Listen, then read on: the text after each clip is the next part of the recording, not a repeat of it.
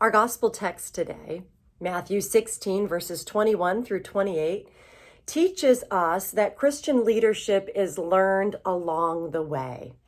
This text shows us that Jesus coaches disciples into ecclesia leadership, ecclesia, that Greek word that we learned together last week that means the gathering of all those called forth from their homes for a great purpose together, to bring about heaven on earth. Jesus is shaping each student, each disciple, into a leadership position so that they will be ready to establish the church, more ecclesia all over the world. In this particular section of Matthew's gospel, it is just Jesus and his disciples together. There's no crowds. It's a training time, like an intensive course for the future leaders of the church, of the Jesus movement, of what will become Christianity, what we will call later Christianity.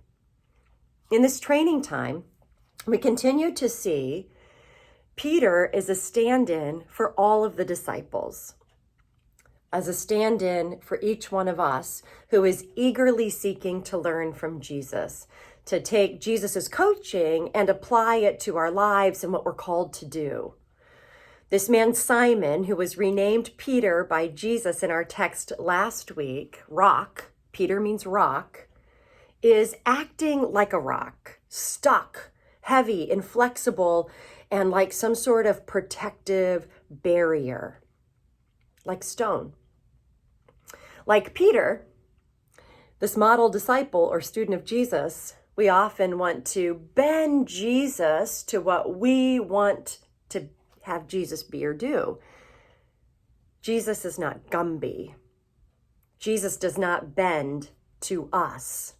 Rather, we bend to Jesus.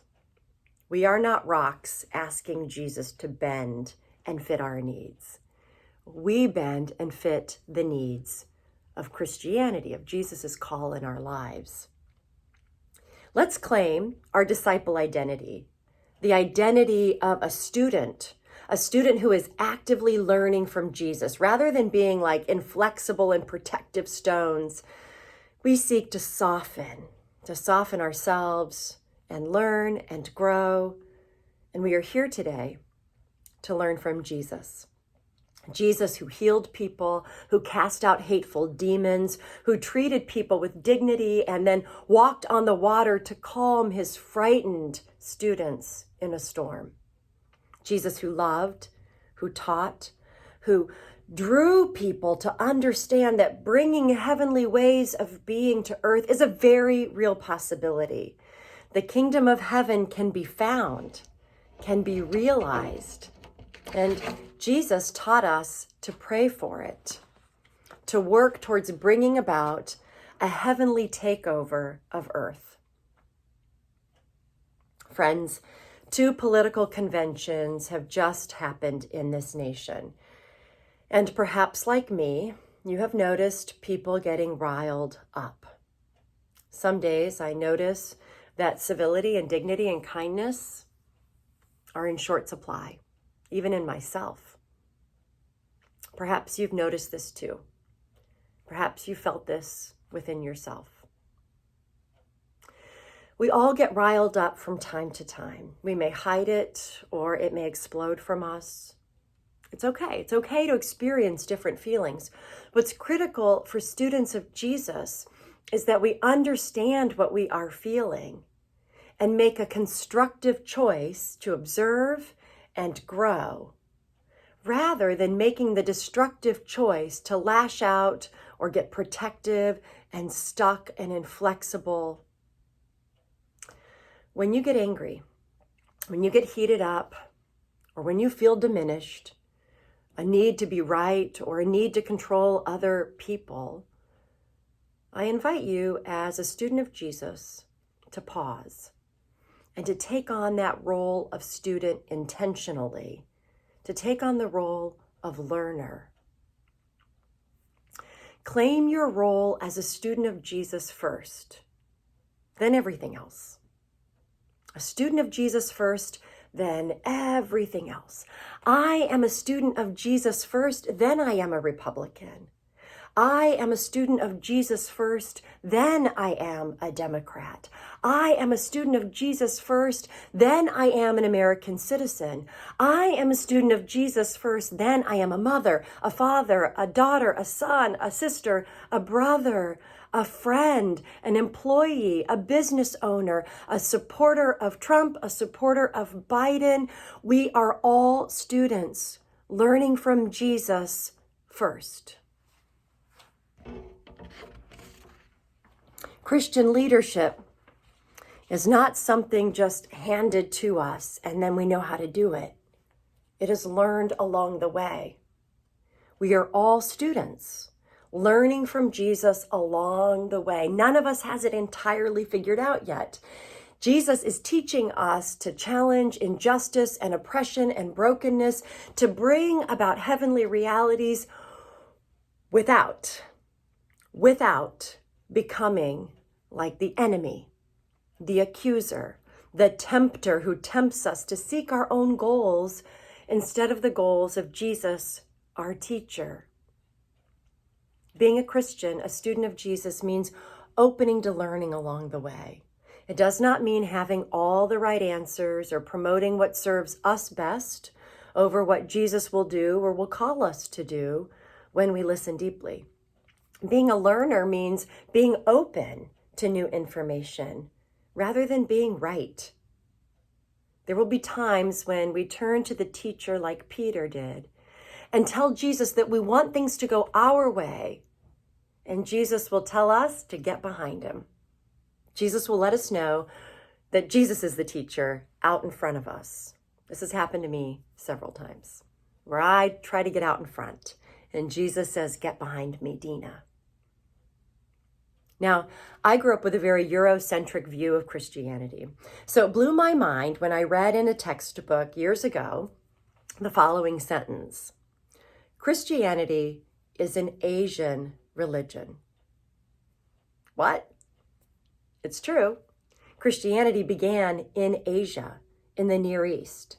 Now, I love maps, and I knew all my life that Israel-Palestine is in the Near East, yet I felt some Eurocentric ownership over the whole thing, over the whole Christian thing.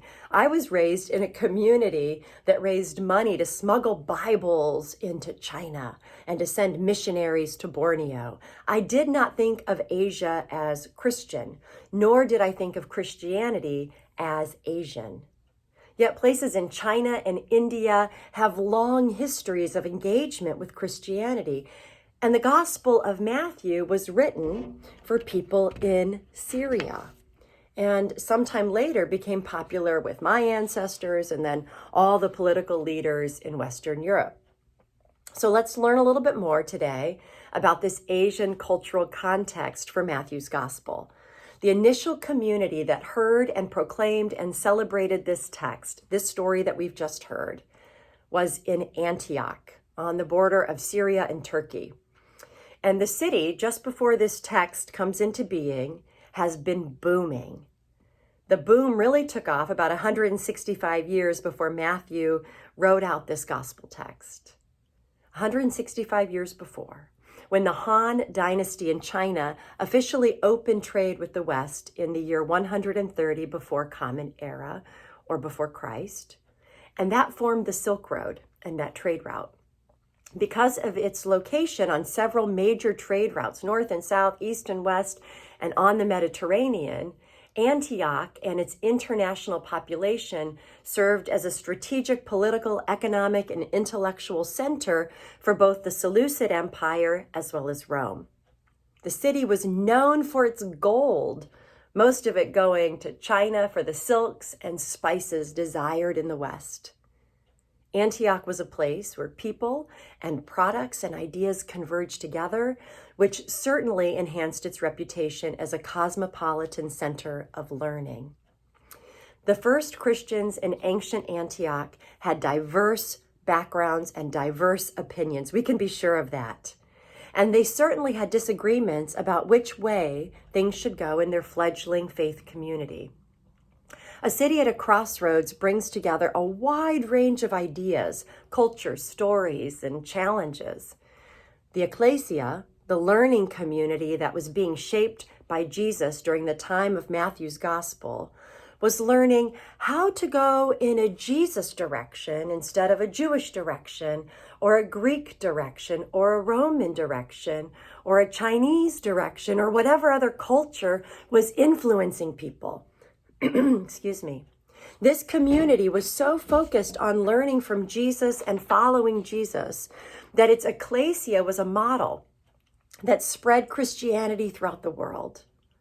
Matthew is telling this story of Peter getting behind Jesus rather than trying to lead Jesus into what Peter wants, that protective stance that Peter has, in a community that is teaching other people near and far to become students of Jesus first, then everything else. A student of Jesus first, then a merchant of silks. A student of Jesus first, then a citizen of Rome. A student of Jesus first, then a mover and shaker in the family gold business. A student of Jesus first, then a soldier from a distant land. A student of Jesus first, then a wandering peasant or a wealthy merchant of spices. And they opened their hearts.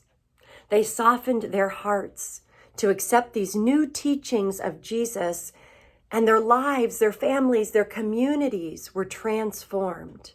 Heaven broke in to earth. And they struggled to do it, getting angry and hurt at times, yet returning to their teacher Jesus to learn and to grow. I invite you to open your heart with me to truly learn from Jesus. Open your heart to value all human beings, to speak about all human beings, those that are running for political office too, as though you believe that they too are beloved children of God, because they are. Christian leadership is learned along the way. None of us has it completely figured out. And I am honored to be students of Jesus with each one of you. I am honored to be in a community that understands that it walks the way behind Jesus, being students of Jesus first, then everything else. Let's continue to learn together, to learn what Jesus teaches so that we can spread the heavenly reality wherever we go. And with whomever the Spirit leads into this ecclesia in Glenwood.